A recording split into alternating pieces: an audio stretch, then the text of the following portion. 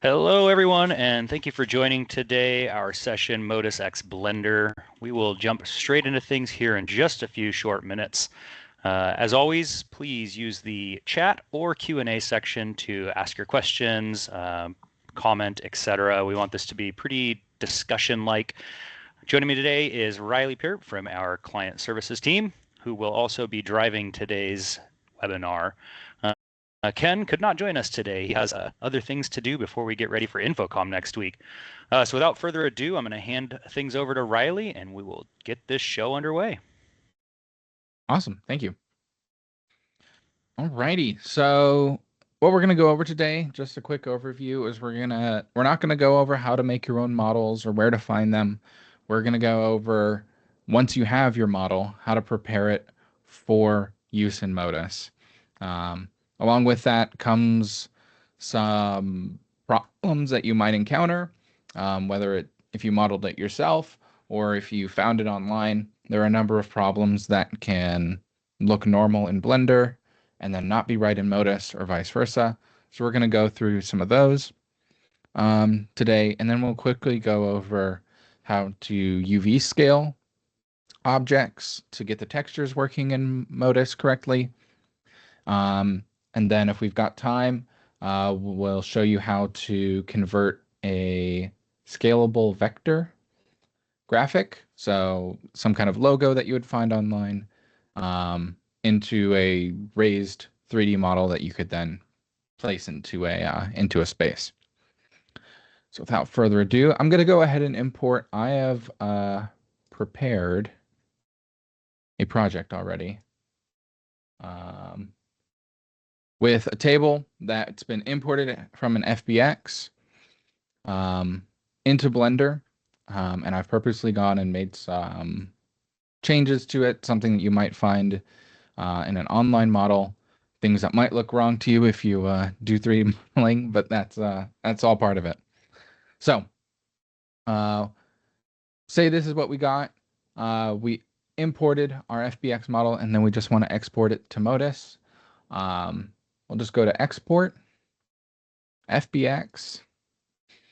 I've got a preset that's going to go through a couple of things, but I'll show you what we go through. So I'm only exporting the mesh here. Ideally, there would only be mesh data in there anyway, but just to be sure, I'll export only mesh. All of my transforms down here, this is going to be the axes, Riley, your however it's modals set aren't up. showing. Oh, they're not. Okay. Let's do this.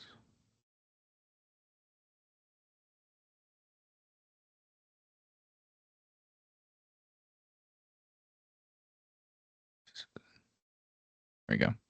There we go. Thank you. Okay. So where was I? Okay, so operator presets. So we're only exporting object type mesh. We're going to set our transforms here. I'm just going to leave my scale alone. I apply scalings and transforms before exporting. That's just something that you do in Blender. If you've made a bunch of edits and you haven't saved them, this will do it for you before it exports it. And then whatever axis we have X forward and Z up. So my Z axis being blue is facing up, and X, it's kind of arbitrary X or Y forward here. But you can change them to however your model came in. So I'm going to go ahead and export this. I'm just going to throw this in right here. Boom. My custom models. And then let's swap over to Modus. So here we are in Modus. To import our model, I'm going to go Objects, Custom, External 3D Model. Turn it around so it faces us. And then select. It's going to pull up my... Oh, I guess I've already got one open. And I'm apparently blind. Finding it? Let's see. Select file dialog already open. Well, I might have just found a new bug. Isn't that so fun? On our webinar today, let's close this out and reopen here.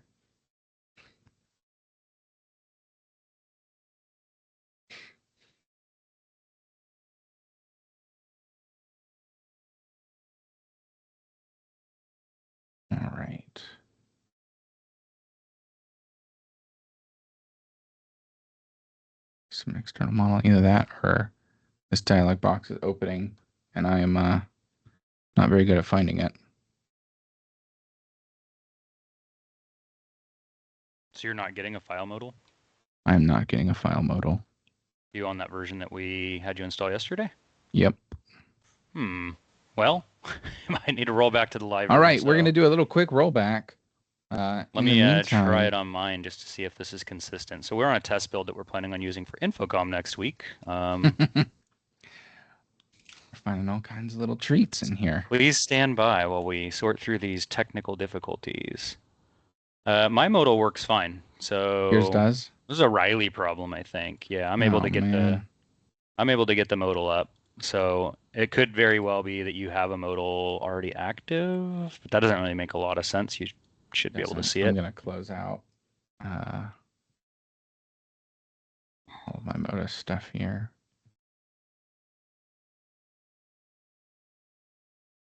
Okay. You'll turn it off and turn it back on again. That's right. Check your printer cables. Yep.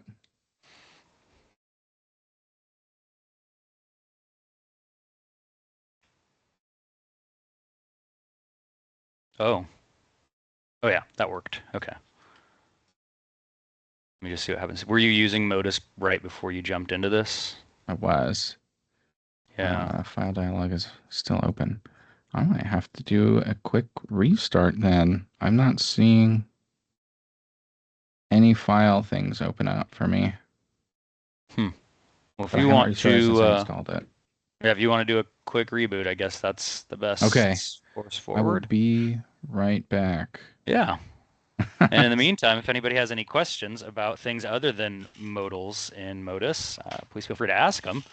I will kill a few seconds while Riley is rebooting. So with that, next week is Infocom. Hopefully everybody is attending, or if you're not, you're going to check out show coverage via social media, etc. If you are attending the show, please come and visit us. We will be at the very front of the show next to Sony's booth. Our booth number is C8201. Let's see here. I might even have a nice little image of where that's located. So hopefully Riley comes back with his smiling frozen face quickly. So we apologize for that delay. Not sure exactly what's going on with this computer, but such is life with doing demos live. Good to see everybody here. Ben Forster joining us from the UK. Dominic out of New York. Brian Childers. Hey, Gerald. Jim Post. Josh. Kevin Fry. Leo. Mark Klooster. Hey, long time, buddy. Mike Decker, and there goes Riley. He should be right back, though. So thank you all for joining. Just curious if anybody is, like, quick show of hands, maybe. Hi, Kevin Fry. Who is going to Infocom this coming week? Let's see here. Mark Klooster. Awesome. Awesome. Well, we look forward to seeing you, you all at Infocom. Hopefully it's a great show. I am looking forward to it. We've got lots of cool stuff to show. I'll real quickly pull up an image here and show you all where we're located. I guess I can just do it on the Infocom show map. That's probably the easiest way to do it. So as you're visiting the Central Hall, or the Work Hall, which is a silly name in my opinion, let's do a quick screen share here of this window. Boop. There we go. If you're in the West Hall, or actually they're not using the West Hall this year, which is probably good. So North Hall is where most of the video stuff is going to be. Central Hall over here is where we will be, and this is where almost all of the collaboration stuff is happening. So if you're visiting any of the big favorites, so you get Crestron, Legrand, Sony, Harman, Biamp, we are right here at the front of the show. So as you're coming in through the East Concourse, we'll be right here next to Sony. So hopefully, Riley, are you back? Hello, am I back? Are you in action? Can you open modals? I did open Modus. No, modals. Modals and Modus. Modals. Modals in Modus. Yeah. I cannot. Still That the same is problem? Still the same problem. Interesting. I have long file support turned on for this one, so I wonder if there's a bug with that. I do not have that turned on. Yeah, I guess roll back and I'll talk a Yep. little bit more about Infocom Okay. while you're doing that. So I'll show everybody real quickly here what our, ooh, I don't know if I can do that without turning on OBS. So Riley's going to roll back to the live version of Modus, which he was not using. So hopefully he can do that with, in a few seconds. Yep. Let me switch over to OBS here on my camera output. And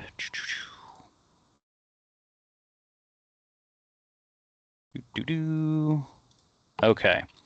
So here is what our booth is going to look like this year in that spot next to Sony.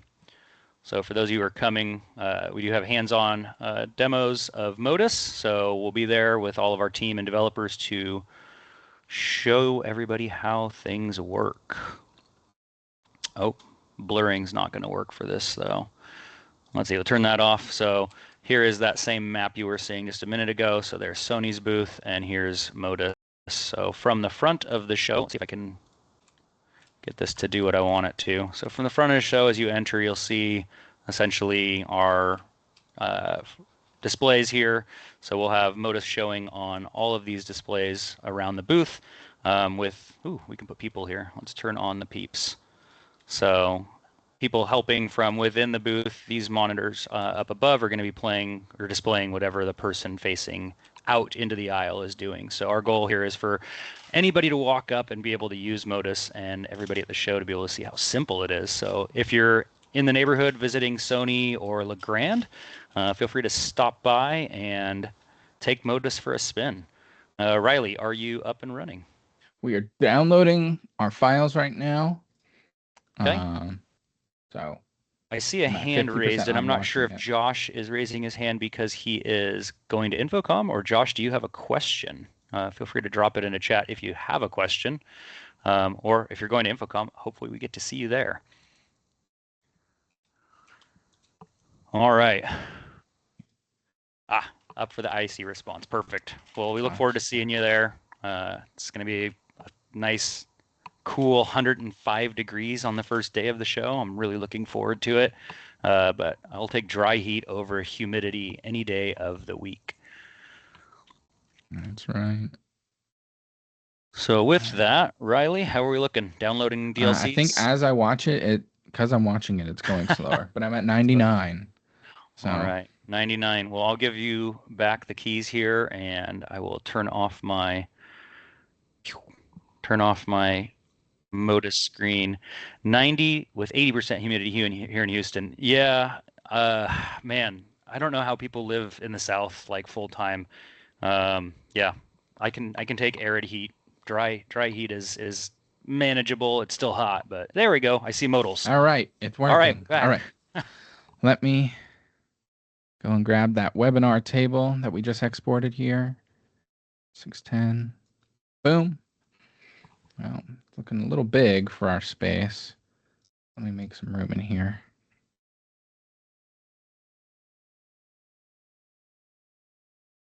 All right. So we see a couple problems. First problem is it's floating. That's a problem. Our textures, they look really fuzzy. It's another thing you might see. It's probably more common. And then you've got like faces that are invisible or missing. It looks kind of weird from the side, but when you're looking inside, it looks fine. So those are some issues that we have. As far as what Modus can do to help, we do have a couple options here for position. So to fix it floating right now, right, I could have it go, or if it was turned to the side, say I exported it the wrong way and it came in this way, I could mount or flip this to have it face the correct direction. Units here, we can select centimeters as default. But, if I had accidentally exported it in millimeters or in inches, I'd be able to adjust that. I'm just going to go back to auto. And then to fix the float here, our position right now, so this pivot is that little blue ball right there. That is the origin of the object in Blender. So depending on where that origin was set to, it could, the table could be half in the floor, or it could be floating up off the floor like that. Ideally, we want it just right on the floor. So I can hit center. See, that's one way it can export is where it's half in the floor. It's the center of the geometry there. But if I do surface, it's going to take whatever surface I have selected here, this bottom surface, and it's just going to bring that flush up against the floor there. So it's right up against the floor. Now, if you're going to be using this model in a whole bunch of projects, it's better to just go fix it in Blender. And there are some things that we can't fix, namely these textures and these faces that are facing the wrong way. So let's go back to Blender and take a look at how we would fix those. Alrighty. And it's always weird going back between Modus and Blender, getting the navigation down. But so there's a couple ways I could fix this origin problem that we were seeing. One is I could just come and I could line up my object with this 3D cursor here. And I can hit right click, set origin to 3D cursor. Another option, so this little ball right there is that blue ball we are seeing in Modus. I can just go set origin to geometry. See, that'll go right into the middle there, which will have that same problem that we were having before. So in order to move that origin, I usually just go and set it to our 3D cursor, which is normally located at 0, 0, unless you went and manually moved it. As long as that's set to the right place, now when I export this, we'll see the blue ball's kind of right in the middle, right where this 3D cursor is now. As far as the faces not looking correct, that has to do with something called normals. Each face basically has a line saying which direction it should be facing. You can also look at your face orientation. That will interpret those normals. And you'll see blue as an outside face, so something that will be rendered when you're looking at it, and red as an inside face, aka it's invisible. So if I were to zoom all the way inside, you can see this is the part we were seeing when we were in Blender, and this is the part that was missing. So to change that, you'll just go and you'll select your faces that are facing the wrong way. I'm going to go into face select here. I'll select these faces, and then you can go mesh, normals, flip, and you just want them to be blue. So I'll go through and I'll select all of my red facing ones, and I'll remember to hold shift this time. I'll try not to select things that aren't, but I'll have to go back and clean it up after. There we go.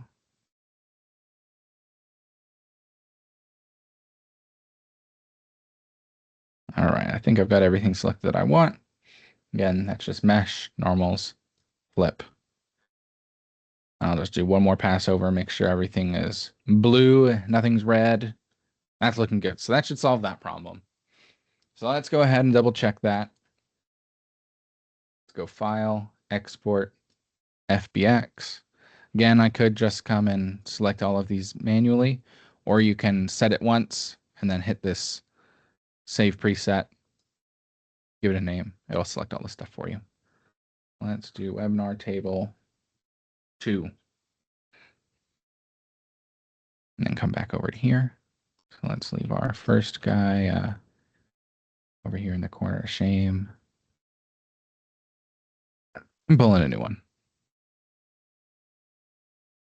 So let's see here. Custom models.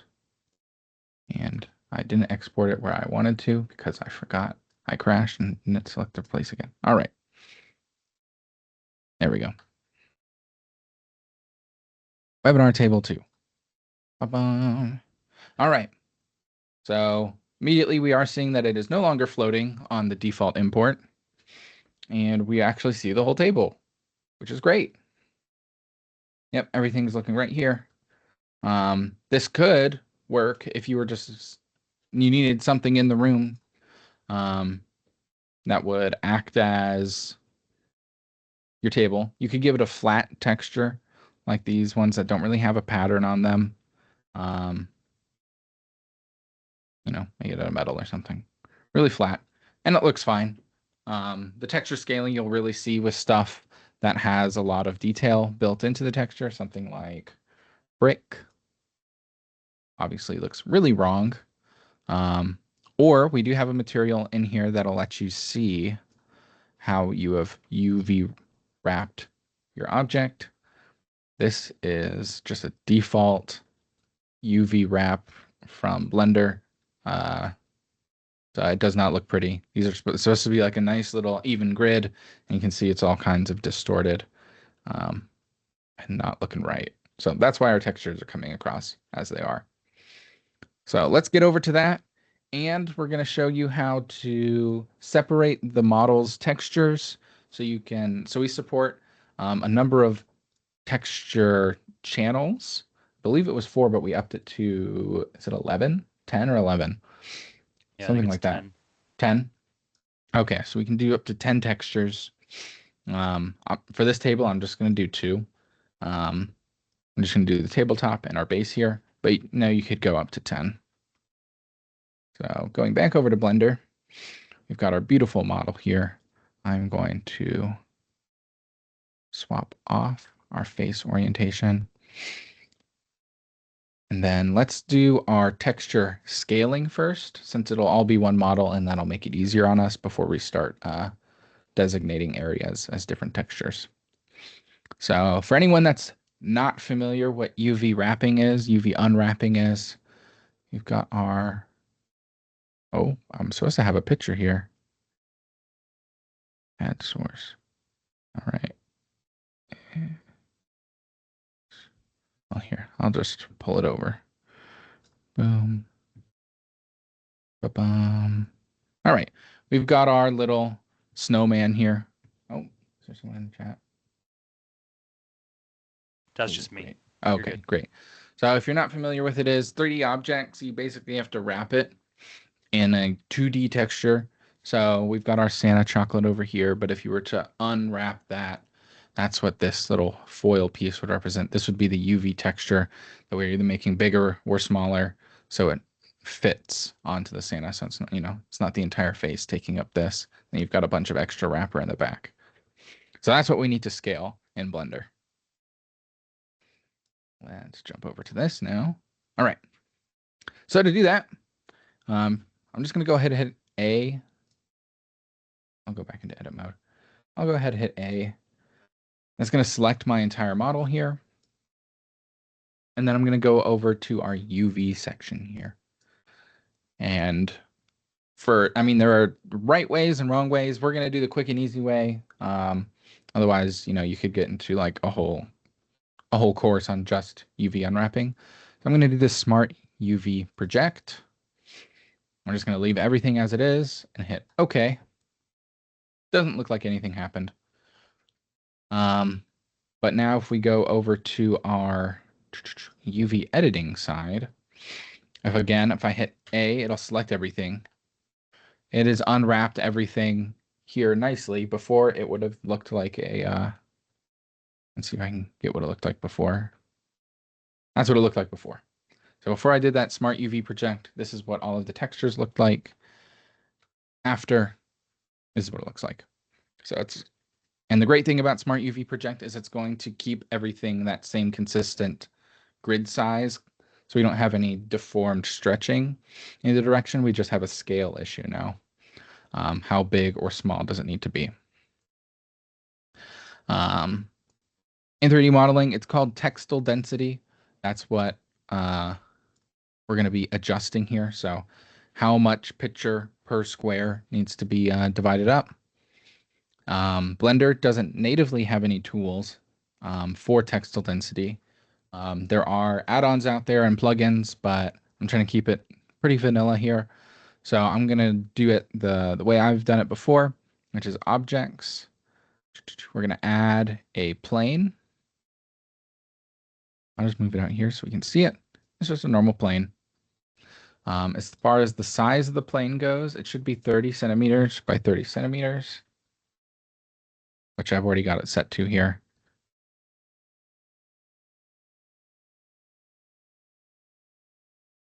And then we're going to, in our UV editing, I'm going to take a look at this. I'm going to go into edit mode to edit the UVs. And then I'll hit new. I'm just going to call it textile. And the size that we want is 2048 by 2048.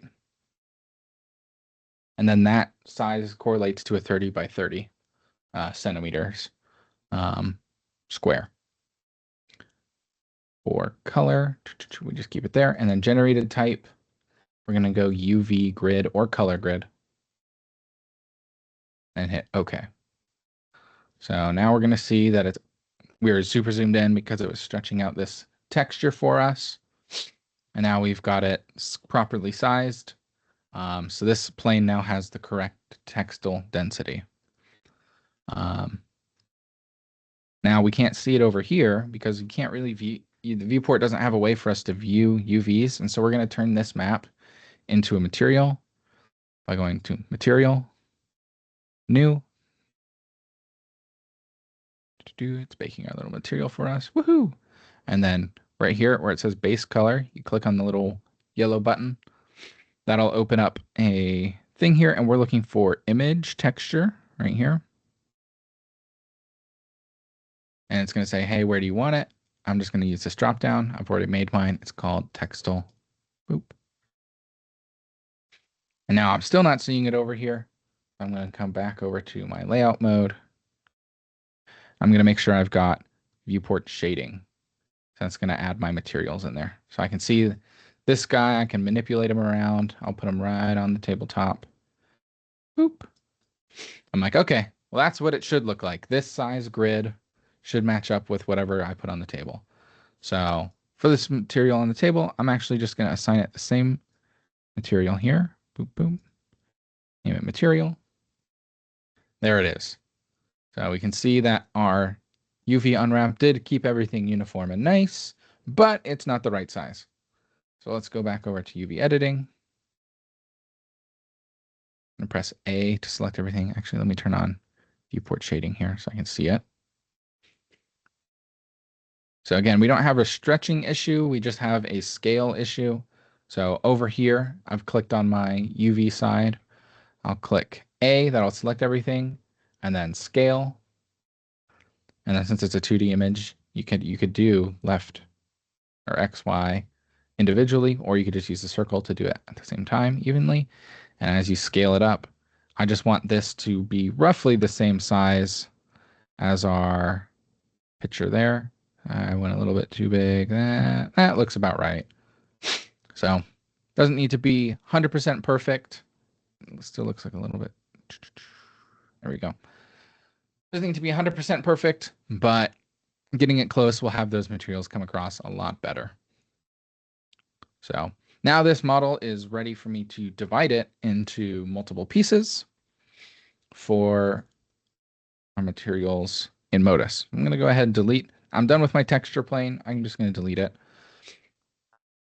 And funny enough, this material that I'm using right now is going to count as one of my materials. I could keep it using this textile color here, or I could just give it a normal color. I'll just go into RGB. Oop, I'll make it green. We're going to go back into layout mode because we are done working on our UVs. And now what I need to do is I need to separate this into different material slots. I'm going to go into X-ray mode. X-ray mode. There we go. And then go ahead and select here. Make sure my selection is what I wanted because I missed a whole bunch of stuff. There we go. I've got this entire base piece selected as another one. I'll just go to materials. I'm going to add a material, make a new material, and I'm going to give it a different color. Let's make it blue. And then I'm going to right click, assign material here. So, or not right click, it's just right here, assign. Let's take another look at this. So I just do the colors, so it's really easy for me to tell what I've done in different colors. The colors won't translate at all over to Modus. It's just going to designate these two different regions. So let's go ahead, export again. FBX, webinar table. Number 3, export it, and jump over to Modus.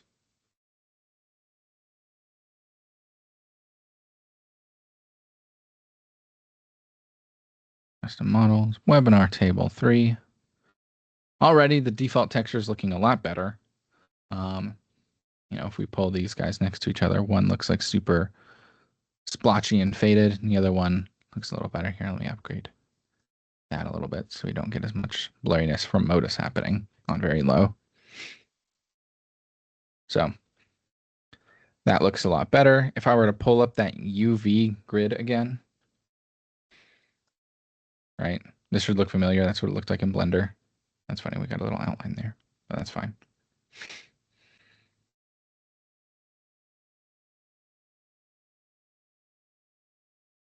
Great. And then we can see that our material split worked because we've got a second material slot here. I could assign this to some other wood, and I'll assign our tabletop.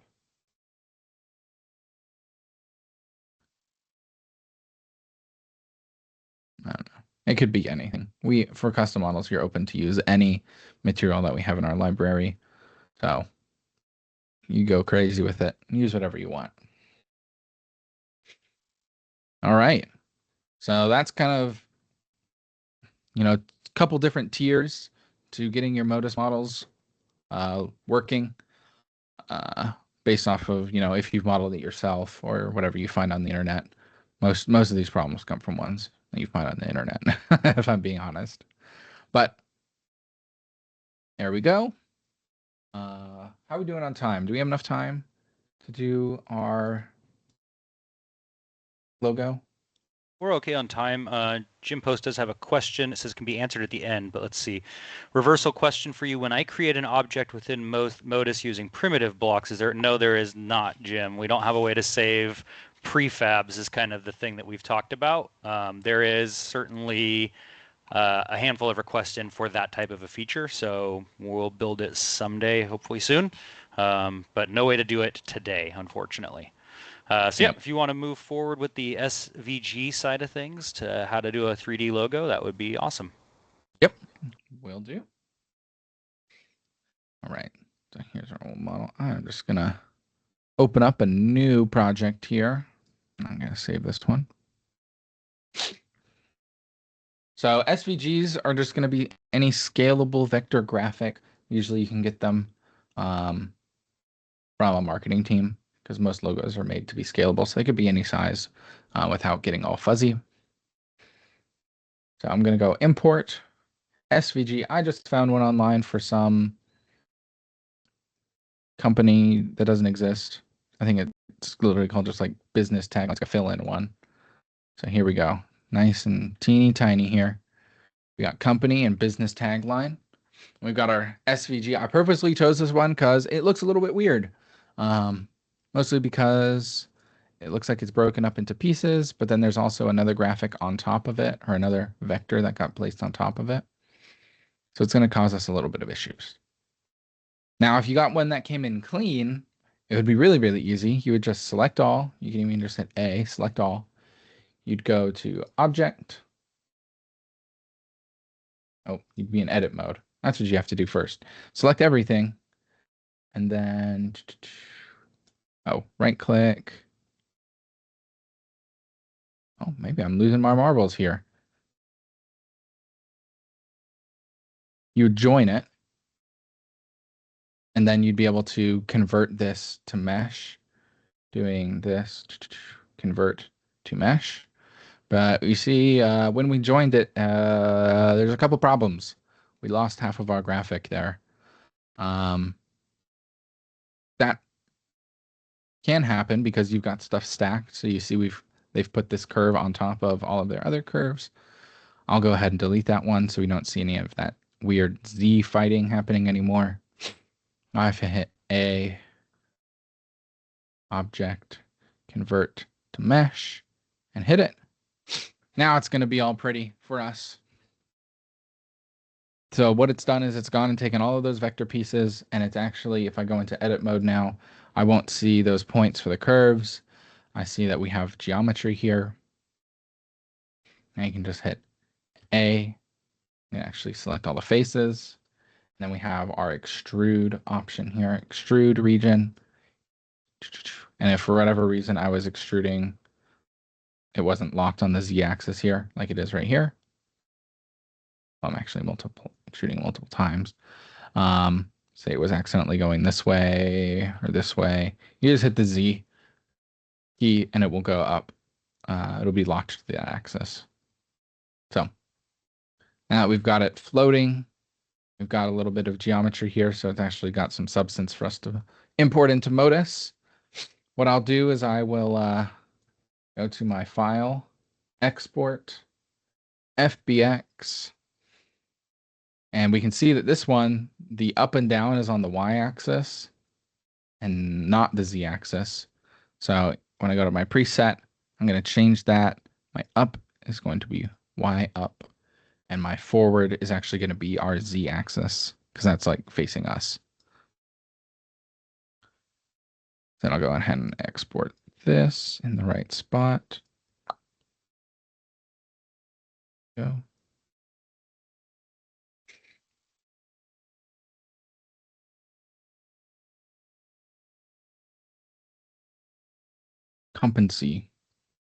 Company logo. All right. Export. Come back over to Modus.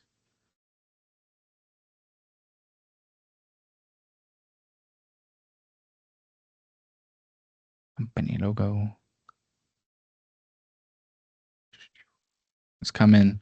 Now this mount side here, it's mounting on the bottom. So I'm just going to hit flip it until it works the right way. There it is. Right. Boo-boo. I can see that it's super tiny. So I could have either scaled it up in Blender, or I could change my thing here, my scale, or I can just use freeform and I can just resize it to whatever size I want. Again, with the previous steps here, I can see that there's some weirdness in the textures happening.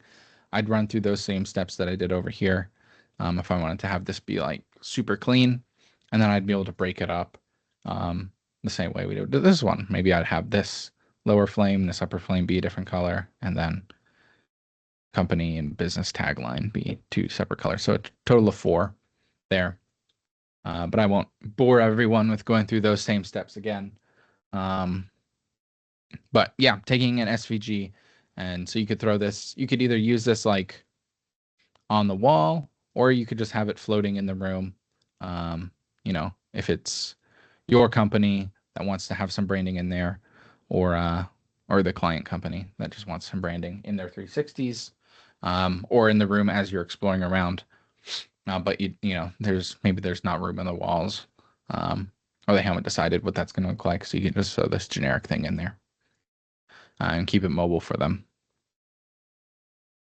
All right. Do we have any questions? Any more questions about that, or I don't believe we do, and we're well ahead of time. We're not even at the 40-minute mark. Oh, so, great. Well done. We can leave it open for questions if there are any. Unless there's anything else you want to cover, Riley, though, I will release the class early to recess. No, I think we went over everything. It's a pretty short thing. Excellent. It looks like there are some people typing. Here we go. So questions are coming in. Jim posts, yes, there will be a link to the recording as soon as we wrap things up. It will show up in your email. So, yep, anybody that is registered, and that's always the case. So please, even if you can't attend these live,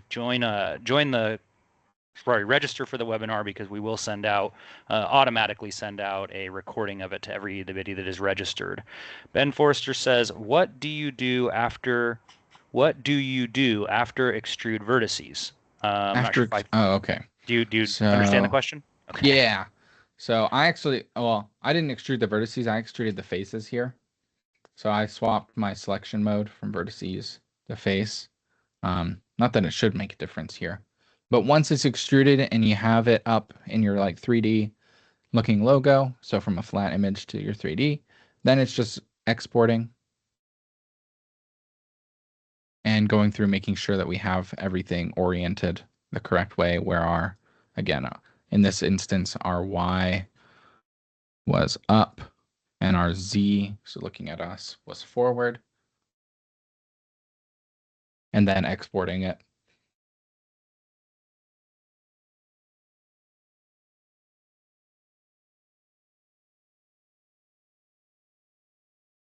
Ah, great. Yep, you gotta extrude the faces, otherwise it won't put any faces in there. It'll just have a floating vertices, which to Modus doesn't mean anything. Just empty Yep. stuff.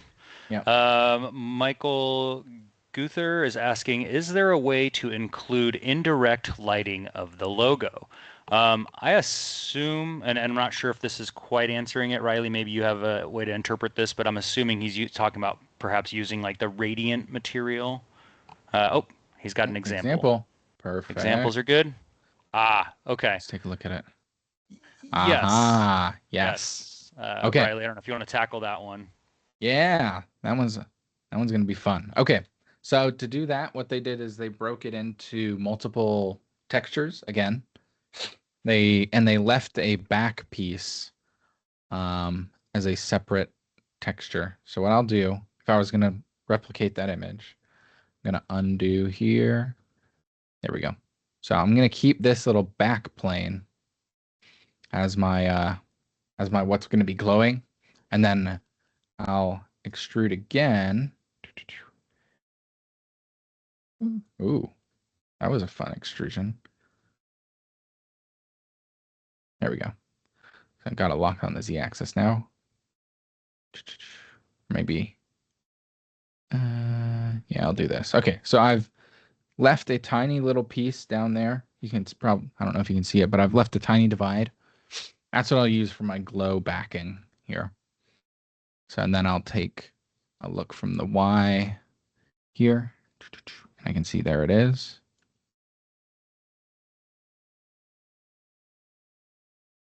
I'm just going to my X-ray mode and select just that part, this top part. Looks like I missed some of it. There we go. So I've selected that, what's going to be the glowing part, and I'll just make this a material. So let's go and add one, new, make it blue. Color it for me, please. And then our other section here.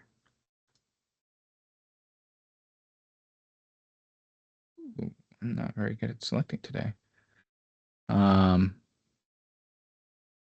leftover extrusion, we will make a new material, make it yellow.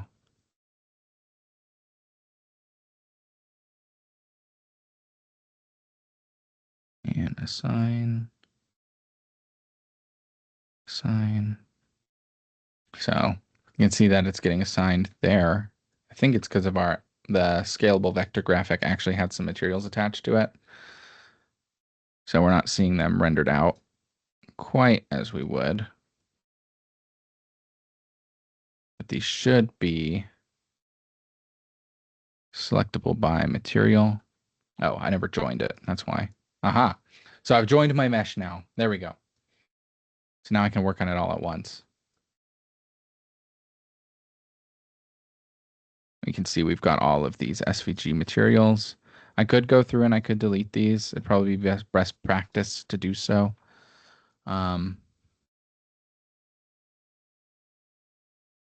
After they're not assigned to anything. So I can go ahead and I can assign everything there yellow and assign these guys purple. And I've missed a couple spots. But it's just playing that game of selecting things correctly.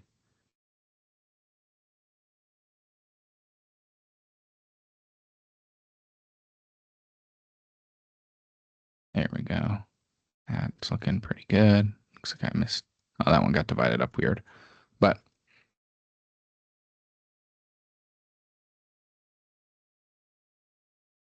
So then you can go through and you should be able to delete the materials, empty them out, and then clean it out once we are in an object mode. Get rid of all clicking super fast simulator. All right. So again, there's some weirdness with how I selected the stuff. We would need to clean that up if this is going to be final. But just for the idea of being quick and dirty, let's export this again. FBX 2. And let's pull it in again.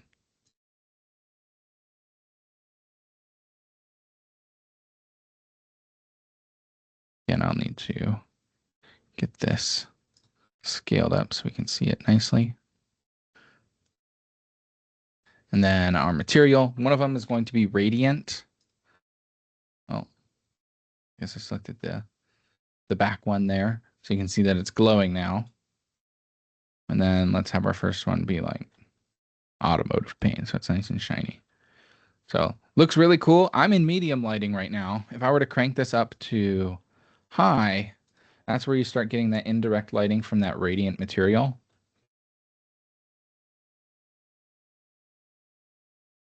So you can see this kind of effect with it, as long as you're using the high lighting with the radiant material.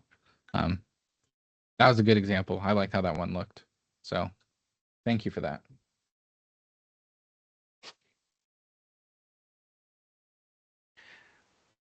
Excellent. Yeah. So the way Michael was explaining how he did it in the 360 he shared is he actually has a copy of the object behind it. Oh, okay. And that's actually a quick and easy way to get a similar effect. Is if like if you're using custom imagery versus a custom 3D mesh. I do that sometimes, like with company logos. So like if you go into the logos library that we have, like partner logos, and just slap one of those on the wall.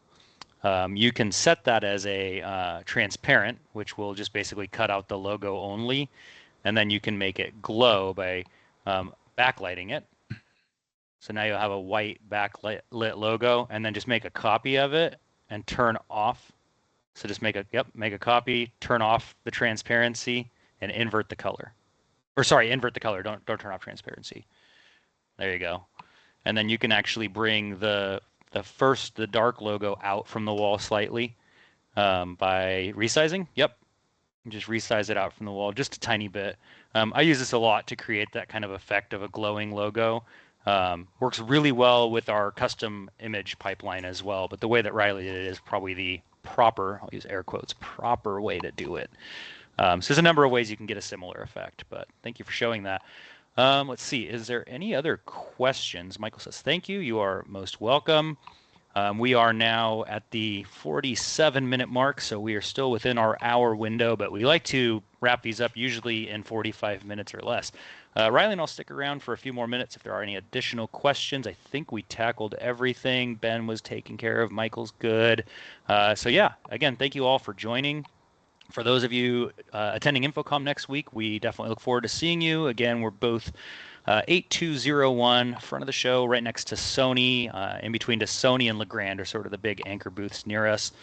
So please stop by, say hello if you're going to be in Vegas next week. If you're not, I hope you're somewhere cooler and dry and warm. Yeah, thank you, Leo, for joining, and Josh as well. Thank you all for being here, and we appreciate you joining. We do have a series of new user webinars coming in the weeks following InfoComm, so we will get some posts about those up pretty quickly. But again, thank you all for joining, and we look forward to seeing you on the next one. Thank you, everybody.